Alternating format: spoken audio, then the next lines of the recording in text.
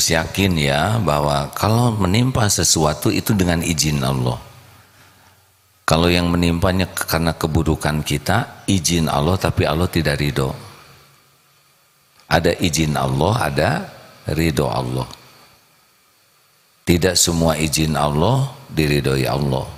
Tidak ada yang lebih pahit dari berharapnya hati kepada Allah. Allahumma aftah lana hikmataka ya Allah.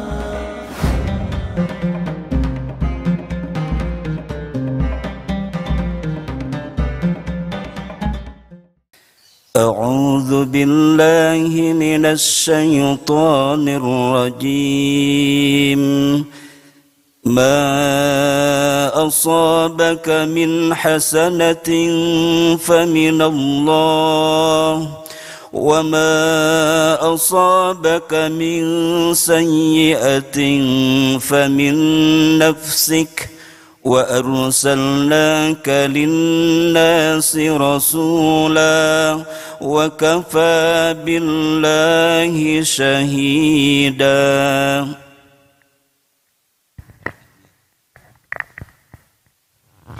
Kebajikan apapun yang kamu peroleh adalah dari sisi Allah, dan keburukan apapun yang menimpamu itu dari kesalahan dirimu sendiri. Kami mengutusmu Muhammad menjadi Rasul kepada seluruh manusia, dan cukuplah Allah yang menjadi saksi. Jadi nikmat apapun bentuknya pasti datang dari Allah, pasti. Tetapi kalau kepahitan menimpa, siapa yang mengundang? Diri sendiri. Ini bibir berdarah, bengkak, pasti ini izin Allah. Kenapa? Jangan bertanya kenapa Allah berbuat, apa nih hikmahnya? Mungkin banyak bicara yang salah, tidak segera tobat, mungkin kurang banyak membaca Qur'annya, sangat boleh jadi zikirnya harus ditingkatkan. Tidak ada kejadian kebetulan, tidak ada kejadian sia-sia. Gitu. Dompet hilang, jangan sibuk nyalahkan copet, karena sudah pasti salah copet itu. Copet kurang ajar, pasti, karena kalau soleh, bijaksana enggak nyopet ya. Pertanyaannya, kenapa kita kepilih kecopetan? Mungkin kita enggak bayar zakat, kurang sedekahnya, atau mungkin uang itu bakal jadi maksiat. Kita sudah rencana beli sesuatu, yang sesuatu itu malah nambah dosa. Makanya daripada sibuk mencari kambing hitam, lebih baik sibuk mengevaluasi diri. Setuju? Terakhir, cukuplah Allah sebagai penolong. Menjerit sekeras apapun, berlari ke penjuru bumi manapun, menghibah kepada siapapun, tetap saja cuma satu yang bisa menolong. Siapa? Allah. Surat Yunus 107 ya. Allah Subhanahu wa ta'ala tahu persis semua masalah kita, karena masalah ini pun terjadi dengan izinnya. Dan Allah menginginkan kita kembali kepada Allah, karena selain Allah la haula wala quwwata illa billah. Selain Allah tidak bisa apa-apa. Kalau Allah tidak izinkan, tidak bisa memberikan pertolongan apa-apa. Silakan Ustaz. Siap. Surah Yunus, surah ke-10 ayat 107. A'udzu billahi minasyaitonir rajim. Wa yamsaskallahu bidurrin fala kashifa lahu illa hu wa yuridka bi khairin fala radda li fadlihi يصيب به من يشاء من عباده وهو الغفور الرحيم.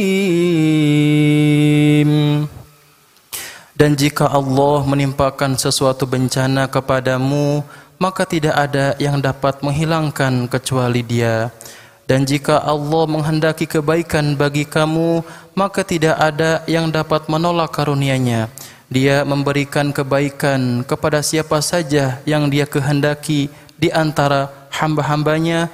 Dia Maha Pengampun, Maha Penyayang.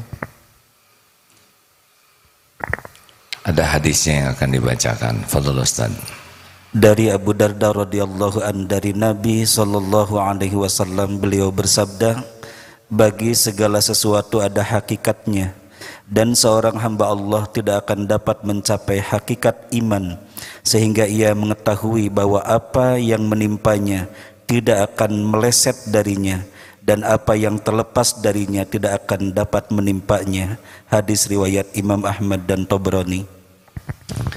Tuh, harus yakin ya bahwa kalau menimpa sesuatu itu dengan izin Allah. Kalau yang menimpanya karena keburukan kita, izin Allah tapi Allah tidak ridho. Ada izin Allah, ada ridho Allah. Tidak semua izin Allah diridhoi Allah. Pencuri mencuri baru terjadi dengan izin Allah itu. Tapi orang yang mencuri akan dapat balasannya karena dia melakukan sesuatu yang dilarang oleh Allah. Tapi pencuri mau nyuri, Allah tidak izinkan, tidak terjadi itu. Jadi maksiat dan dosa itu terjadi, orangnya pengen maksiat, Allah tahu ini orang ingin sekali dan Allah izinkan itu terjadi, maka dia akan dapat balasannya karena dia berniat dan berusaha berbuat maksiat. Tapi kalau Allah mau nolong karena orang ini misalkan doanya bagus, sedekahnya banyak, orang tuanya mendoakan, dia mau berbuat maksiat, oleh Allah tidak diizinkan, tidak terjadi maksiatnya. Makanya orang yang beruntung itu adalah orang yang dihalang-halangi oleh Allah berbuat maksiat dan dimudahkan oleh Allah berbuat taat. Dia sebetulnya malas tahajud, tapi oleh Allah dibangunkan, dibuat saja dia jadi bisa tahajud. Itu paling enak. Yang paling apes itu adalah yang kalau mau berbuat maksiat itu lancar, itu apes tuh. Dan kalau mau taat susah. Nah, adik-adik sekalian, makanya mulai sekarang bulat utuh di hati kita tuh ya, hanya Allah lah penolong saya. Segala sesuatu selain Allah bukan sumber, hanya jalan saja. Kita tidak boleh bersandar kepada jalan. Kalau ada keran, yang muterin keran itulah yang kita gantungin, bukan kepada kerannya. Allah hasbunallah wa ni'mal wakil, ni'mal maula wa ni'man nasir. Kita gelisah, Allah tanam gelisah, aduh gak enak, gelisah. Siapa yang bisa ngambil gelisah di hati kita? Allah. Hati ini dibulak-balik oleh Allah. Ada yang pernah gelisah di sini? Pasti gelisah. Kenapa gelisah? Allah tahu ini hati kita. Biasanya gelisah tuh karena maksiat. Karena bikin dosa, sebel ke seseorang, ngomong gak enak, turunkan oleh Allah gelisah, repot, bagaimana? Tobat, nanti dicabut gelisahnya, jadi tenang. Hanya Allah itu. Rezeki sedang susah, orang tua kesulitan bayar-bayaran, siapa lagi yang bisa membuka pintu rezeki selain Allah? Daripada sibuk, Pak, tolong dong bayar, sujud. Ya Allah, wahai pemilik langit dan bumi yang maha kaya, yang maha baik, bukakan pintu rizki orang tua saya, ya Allah, Engkau kuasa. Allah dengar itu. Anak yang tahu kesulitan orang tua, dan itu pun terjadi dengan izin Allah, lalu anak ini bersujud, minta tolong ke Allah, walaupun tidak bisa pakai bahasa Arabnya, minta rizkinya. Tolong ya Allah, Engkau maha kaya, mudah bagimu membayarkan utang orang tua. Demi Allah, doa anak ini didengar tidak oleh Allah? Mungkinkah Allah mengecewakan? Jawab, Mungkinkah Allah mengecewakan? Saya udah doa, tapi kok belum dibayar aja ya? Sangat boleh jadi Allah punya rencana waktu dan cara sendiri. Tidak harus kita doa langsung breng keluar dari atap uang. Tidak mesti begitu.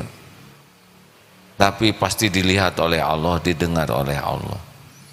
Makanya harus yang pertama itu husnuzon kepada Allah kalau mau ditolong. Ana inda zanni abdi bi, aku sesuai dengan prasangka hambaku. Jadi jangan suudzon, susah ini mah. Saya mau kuliah ke sana nggak mungkin lah. Nah itu suudzon. Ini barusan di ruang DKM ada ketua koperasi, saya dapat undangan untuk mengikuti apa gitu ya, kegiatan perkoperasian di Dubai. Tidak kepikir, ongkosnya juga mahal, tapi kalau Allah mau, gerakan-gerakan ini terjadilah apa yang Allah kehendaki tanpa rubet. Makanya husnuzon terus. Jangan mau haji tidak, Dek? Udah punya tidak ongkosnya? Nabung dong. Ya. Mau haji, Allah maha mudah. Tapi mahal tuh karena kita nggak ada uang dan ngukurnya kita. Kalau Allah mau ngundang, misalkan seseorang ditetapkan haji, ini bekal haji oleh Allah, pasti ada jalannya tuh. Masya Allah. Bulat hati ya, tidak ada penolong selain, tidak ada pelindung selain. Apa yang Allah kehendaki pasti terjadi, pasti terjadi. Mungkinkah tertukar? Mungkinkah meleset? Mungkinkah ada yang menghalang-halangi? Mungkinkah ada yang bisa menolaknya? Gak akan ketukar. Ini duduk begini, ketukar nggak jodohnya kira-kira? Yang betul. Ini duduk deketan gitu, gak akan ketukar. Ini doa rame-rame, ketukar tidak pengabulannya? Ini sebelah sana, ini sebelah situ, nggak usah, nggak ada yang ketukar. Allah maha presisi di dalam memberikan kepada hambanya. Bentuknya juga sesuka Allah, nggak harus sesuai dengan harapan kita, ya. Waktunya juga sesuka Allah, kita meminta aja.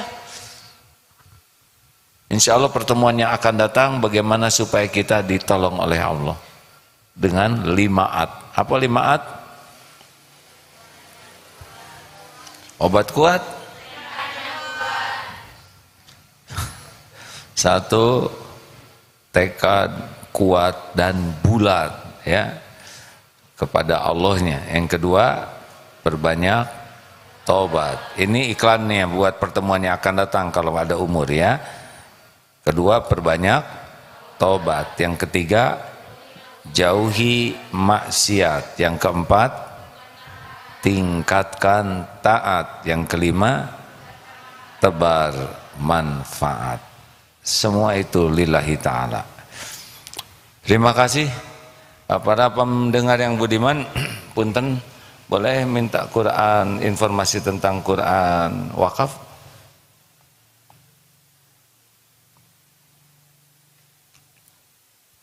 Adik-adik sampaikan ke orang tua kalau nanti mau wakaf, ada wakaf Al-Quran. Punten, maaf ya, 100.000 wakaf ini mah ya, dibagikan nanti ke pelosok-pelosok. Jadi nanti orang baca Quran, kita kebagian pahalanya. Boleh gitu kita ingin pahala? Boleh, karena Allah yang menjanjikan.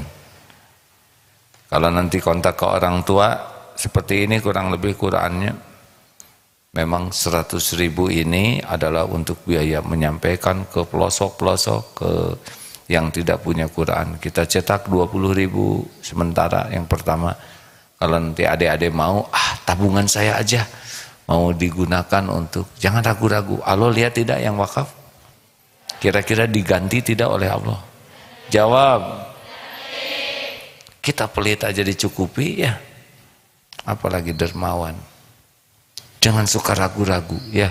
Semua yang kita keluarkan sebetulnya uang milik Allah. Ini aslinya begini ya deh ya. Kita nyumbang ke anak yatim.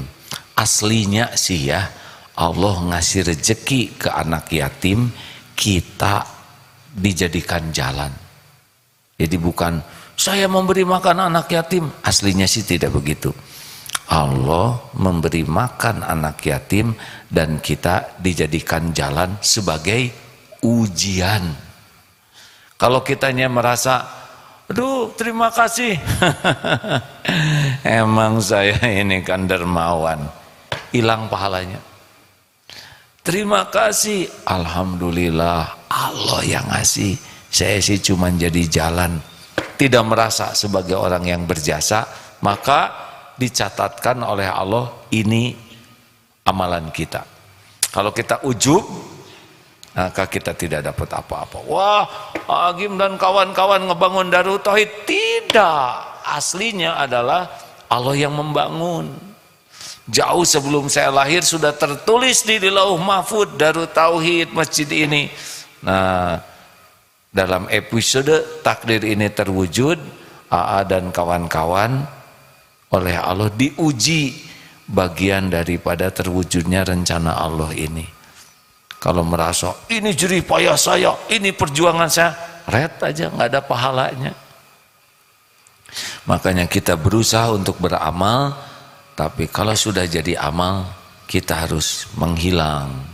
Lakukan, lupakan. Lakukan, lakukan, lakukan. Perlukah kita mengingat-ingat jasa baik kita ke orang lain? Perlukah kita menyebut-nyebut jasa baik kita ke orang? Perlukah kita mengharap dan menunggu orang lain berterima kasih? Jawab. Perlukah kita menunggu orang lain balas budi? Betul? Gampang kalau jawab Maya. Latih untuk mempraktekannya.